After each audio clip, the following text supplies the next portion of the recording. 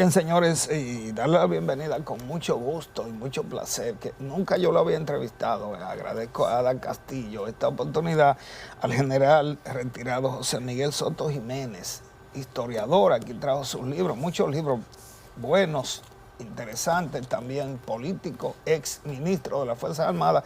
Y con Soto Jiménez hay temas que hay que tratar que son de suma importancia, no solamente políticos, también militares e históricos. Bienvenido al programa. Bueno, mucho gusto estar aquí y sobre todo muy complacido. Y no te lo digo como una formalidad, ¿verdad? O sea, que uno intercambia formalidades. Sí. Lo digo porque tu programa articula ideas. No es simplemente son enuncias, tú dices la razón de las cosas. Y eso me recuerda una sentencia latina que decía, feliz aquellos que conocen el origen y la causa de las cosas, sencillamente para entenderlo mejor. No se trata de zaherir ni inculpar a nadie, simplemente de conocer de dónde salen las cosas en un país que los enunciados y el rumor es una ley popular, ¿verdad? Bueno. Lo que antes se llamaba Radio Bemba. Radio Bemba. Y si usted se pone a ver las cosas, aquí un titular del año 70 en el Nacional es el mismo titular. Claro. En el 2023, en el periódico El Nacional. ¿Tú sabes cómo yo le llamo a eso? O sea que yo soy un preocupado por la historia, y no solamente la historia remota, sino la historia contemporánea. Eso acusa cierta inamovilidad histórica. Y esa inamovilidad es una de las fallas de un sesgo cultural de nuestra pretendida democracia. Sí. Aparte de lo que tú conoces, que también se le puede buscar el origen de las cosas, de la consabida y tan cacareada impunidad. Bueno, tenemos dos suficientes tiempos, general. Mire, este primer tiempo quiero dedicarme a preguntarle cosas personales, claro. Y luego a políticas, ¿no? Sí. Entonces quiero preguntarle si usted fue ministro de las Fuerzas Armadas o secretario, no sé si en ese tiempo era secretario. A propósito de la Constitución del 2010 y de lo que tiene que ver con las instituciones militares, sí. Este país, que no lo ha hecho ningún presidente todavía, está en capacidad, o el Estado está en capacidad de admitir un ministro de las Fuerzas Armadas civil, aunque sea un ex militar. Sí, mira, lo primero que debo decir, hay que comenzar por donde se comienza. Lo primero que debemos decirte, aparte de agradecer la invitación, que defiero con mucho gusto, enviar un saludo muy dominicanista y muy pueblista a la audiencia de este programa. Gracias. A toda la audiencia. Y entonces, decirte lo siguiente. Fíjate, es un asunto de tendencia, lo que tú acabas de preguntar. ¿Por qué? Porque me atrevo a asegurar que el 90% de los países de América Latina tienen un ministro civil, naturalmente. Ya sabemos con la influencia de quién, de que hace mucho tiempo ellos tienen un ministro civil. Creo que quedan pocos países, sobre todo los que han tenido problemas, no de orden público, sino de problemas fronterizos, grandes problemas, como es el caso de Ecuador y Perú, por ejemplo, que todavía usan la figura del ministro de Defensa Civil. Sí, y nosotros éramos uno de esas figuras. Y yo pienso, fíjate, siguiendo... Aquí hay ministro de las Fuerzas Armadas, no ministro de Defensa. No, aquí hay ministro de Defensa. De Defensa. Ese es según, como tú dijiste término, muy bien, sí. Según la última reforma constitucional. Sí. Pero sobre todo, según también la última ley de defensa. Okay. ¿Verdad? Que interpreta, por así decirlo, esa ley de defensa, lo que se llamaba antes la ley orgánica de las Fuerzas Armadas. Bueno, entonces contempla la figura civil. Déjame decirte, para lo que nosotros venimos hace tiempo preparándonos. Cuando entraba aquí, me encontré con uno de los alumnos, un distinguido periodista, de la maestría de Defensa y Seguridad, que se preparó a partir de la gestión del 2000, donde yo era ministro de Defensa, se preparó esa maestría, ¿verdad? Esa maestría. Y entonces Fíjate bajo qué sentido. Y por eso te digo que se ha venido preparando, inclusive antes de que saliera la ley, la nueva Constitución y la nueva ley orgánica. ¿Por qué? Porque fíjate, de la matrícula de ese alto curso de defensa y seguridad, me atrevo a asegurarte, inclusive eso causó cierto escarceo en ese momento, que la mayoría de los alumnos no eran militares, sino eran civiles. Hubo muchos periodistas. No, hubo periodistas, y además líderes de todos los partidos políticos, no solamente del partido de gobierno, sino del partido de la oposición. Y con eso te digo que en ese sentido parte de un concepto, fíjate, de un mandatario, un prócer de la restauración que se llamó Gregorio Luperón, donde él decía que la defensa nacional no era un asunto privativo de las fuerzas militares, sino que era un asunto de ejercicio ciudadano. Entonces, nosotros comenzamos ese grado académico de altos estudios para la defensa nacional. Como tú dices, fueron muchos periodistas, fueron líderes políticos de todos los partidos, incluyendo de los partidos de izquierda, fueron ahí. Fueron profesores incluso. No, profesores de eso, pero además una cosa, fíjate qué interesante esto. Hubo líderes y candidatos presidenciales que fueron a postular ahí. Ya. Y es claro, porque si el jefe supremo de las Fuerzas Armadas, la autoridad suprema, es un político, ¿verdad?, elegido por la voluntad popular, entonces él tiene que expresar cuáles, entre otras cosas, lo que se hablaba de los proyectos de gobierno, debe expresar cuál es su visión sobre la seguridad nacional. ¿Me explico? Y entonces eso tuvo ese efecto.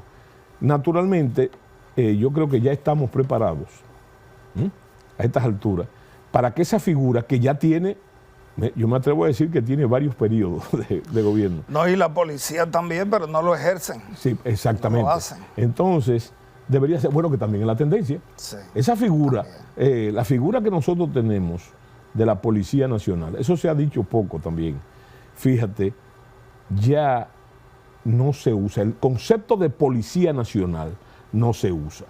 Pero también hay que comprender que hace falta un elemento. Y te voy a poner el caso de España.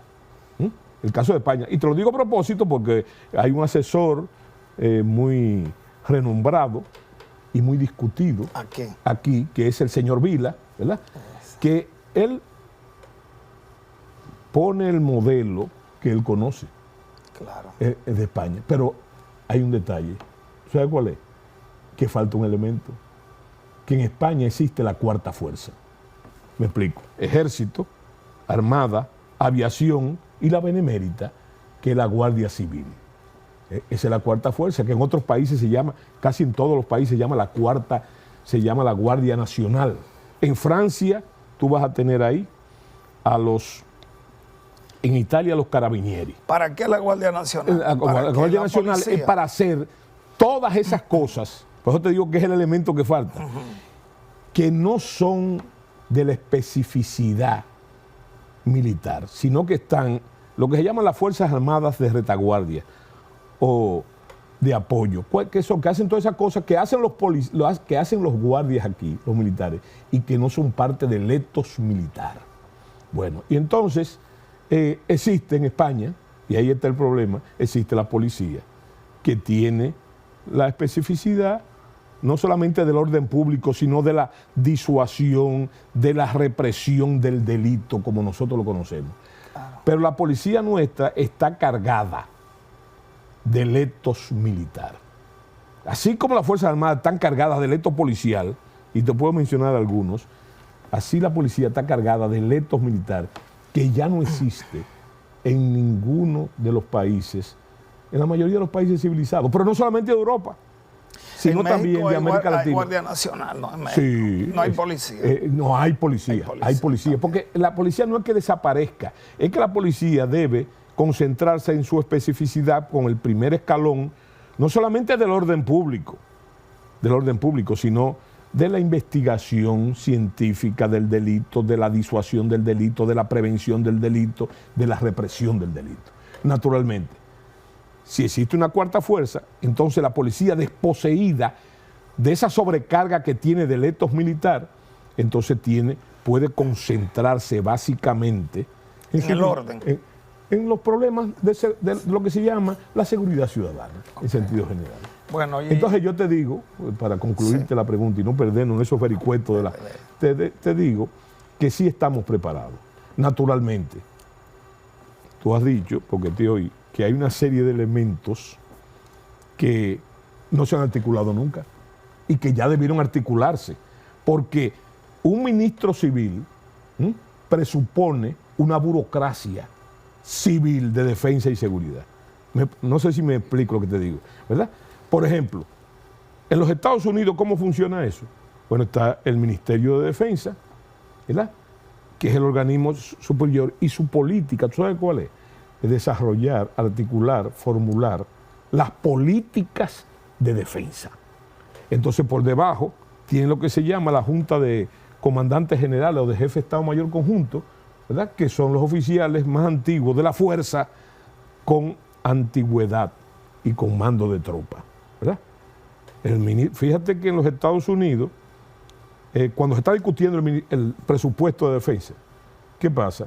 Que cada jefe de fuerza, que son generales de 4 estrellas, tiene que explicarle al ministro de Defensa y a su Estado Mayor, civiles también, esos gastos, si están justificados o no, y hablan sobre el tamaño de la fuerza, una serie de cosas básicas que son lo que maneja un ministro de Defensa. Mira, te voy a poner un caso. En los Estados Unidos, por ejemplo, yo viví como agregado militar, estando en Washington, algo que a mí me llamó mucho la atención y que aquí es inconcebible, que es que siendo el presidente de la República, el presidente de los Estados Unidos, un funcionario del Partido Demócrata, el ministro de Defensa es del Partido Republicano, que en este caso es el señor Cohen, ¿verdad? Entonces tú te dices, bueno, ¿y cómo se da eso en la República Dominicana? Pero allá se da y se dio. Porque yo supongo, y usted me puede ayudar, sí, en el tercer mundo, que nosotros somos del tercer mundo, claro, estamos cargados de ideología, y las ideologías, en el fondo, no son buenas. En Estados Unidos no manejan eso con un partidarismo ni con una ideología fundamental. Mira, tú has tocado un punto que parece que tú espías mi pensamiento. ¿Por qué? Porque es una teoría mía también. La consabida unidad latinoamericana, ¿tú sabes por qué no se produce? Por las ideologías. Claro, por las ideologías. Entonces la política en Latinoamérica, te voy a poner ese ejemplo, es pendular. Hago referencia al reloj aquel del péndulo. En un momento está a la derecha y del otro lado está a la izquierda. Y cuando también ha estado en el centro, te puedo mencionar los casos de los presidentes Collor de Mello o el caso del presidente Fujimori al principio, ¿verdad? Después se convirtió también dentro del juego del péndulo. Pero mientras sea ideológica no vamos a lograr la unidad soñada de la unidad latinoamericana. Entonces, ¿tú sabes por qué? Porque el problema, mi querido amigo, por eso es que la izquierda no resuelve, los regímenes de izquierda no resuelven, tampoco se resuelven a la derecha. ¿Tú sabes por qué es el problema? El problema de América Latina es simple, es matemático.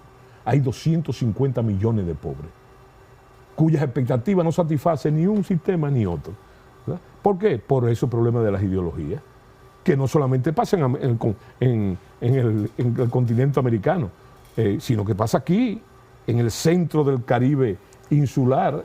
Pero el subdesarrollo es producto de las ideologías. Tú sabes que el término subdesarrollo, no subdesarrollo, ¿no? El término, muchos han dicho que es mental, el de subdesarrollo mental. Yo creo que no. Pero tú sabes una cosa, que sí hay otra cosa que hay que mencionar, y tú la mencionaste ahorita, que son los países del tercer mundo. Tú sabes que ese es un término acuñado por Mao Zedong. Claro. Los países del tercer mundo. Pero es real, es una cosa increíble. Totalmente. Eso y sobre todo justificativa, porque resulta que en tiempos de la Guerra Fría, en la conducta bipolar, había dos potencias, dos superpotencias, que era la Unión Soviética y los Estados Unidos. Entonces, Mao pensaba que el papel de China era liderar no los países del primer mundo, sino los países del tercer mundo, que como tú lo has dicho, son los países subdesarrollados, ¿verdad? Y sumidos en una serie de problemas y contradicciones donde existen muchos decálogos y decálogos institucionales, pero hay una variedad en el discurso y en la discursiva, porque realmente existen, nosotros tenemos, por ejemplo, nosotros tenemos una serie de leyes vírgenes, nosotros tenemos muchas leyes, buenas leyes, pero vírgenes, son, yo le llamo virgen, pero que son intocables, que no se tocan. Solamente hay que averiguar, mi querido amigo, cuántas leyes en la actualidad hay sin reglamento. No, y no hay interés. No hay interés que se aplique. Hay interés de lo que tú dijiste también. Te tomo la palabra. De que se olviden. Mire. De que se olviden. De que no están ahí. Y de pronto, entonces, descubrimos gente que sí vive en eso. Dice, bueno, pero esa ley existe, pero no se cumple. No se cumple. No se cumple. Bueno, hay temas tan suaves de llevar, lo que usted refiere, tan fáciles de plantear, que uno duraría meses hablando de eso, sin ninguna solución. Sí. Hacen leyes y de maldad no le hacen el reglamento. No, y no solamente de maldad, sino de maldad, que digo, no conviene. Que no conviene. Para que no funcione. Para que, mira, aquí hay un sesgo cultural. Nosotros apostamos al olvido. Y también apostamos a perdonar. Pero ¿tú sabes para qué? Para que cuando nos toca a nosotros nos perdonen a nosotros también. Bueno, es un intercambio de perdón. Es así. Sí. Vamos a la pausa con el permiso del general Soto Jiménez y entonces continuamos con el programa.